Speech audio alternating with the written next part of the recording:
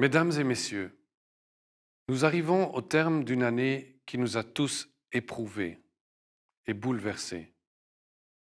Après la crise du Covid, nous espérions un retour à la normale. Mais c'est alors qu'a éclaté le conflit en Ukraine, une guerre cruelle et insensée qui prétend remplacer la force du droit par le droit de la force. Cette violence qui fait tant de victimes innocentes nous touche en plein cœur. Ce conflit nous rappelle un passé que nous pensions à jamais révolu. Nos aïeux se sont battus pour leur liberté et leur sécurité, souvent au prix de leur vie. Aujourd'hui, des hommes et des femmes se battent courageusement en Ukraine pour les mêmes idéaux. Nous continuerons à les soutenir. À cette tragédie sont venus s'ajouter la crise de l'énergie et une forte inflation qui menacent notre prospérité. Pour un grand nombre de nos concitoyens, les factures d'électricité, de chauffage et d'alimentation sont devenues une préoccupation quotidienne. Cette précarité est une grande source d'inquiétude. Tout comme le changement climatique, dont les conséquences se font déjà sentir en Belgique. Après le déluge et les inondations de l'été 2021, c'est une sécheresse sans précédent qui a frappé notre pays. Toutes ces crises peuvent nous décourager et mener à des sentiments d'impuissance et d'angoisse. Il faut pouvoir les entendre et redonner de l'espoir à ceux qui perdent courage. Les défis auxquels nous sommes confrontés ne connaissent pas de réponse simple. Mais nous trouverons des réponses grâce à notre créativité et à notre persévérance. Il y a de bonnes raisons de croire en l'avenir. En Belgique, nous avons la chance de vivre dans une société démocratique qui, même si elle n'est pas parfaite, reste solide.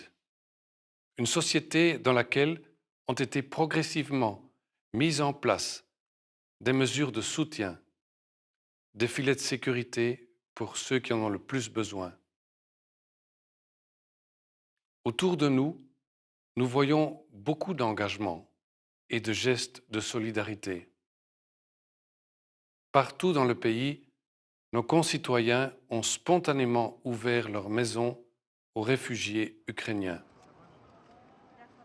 Je tiens à remercier tous ceux qui donnent le meilleur d'eux-mêmes pour favoriser l'hébergement et l'insertion des réfugiés, spécialement en ce début d'hiver, alors que notre réseau d'accueil est sous pression.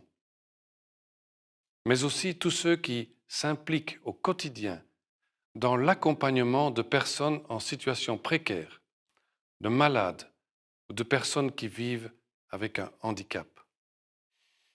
Il y a dans notre société un grand sens des responsabilités.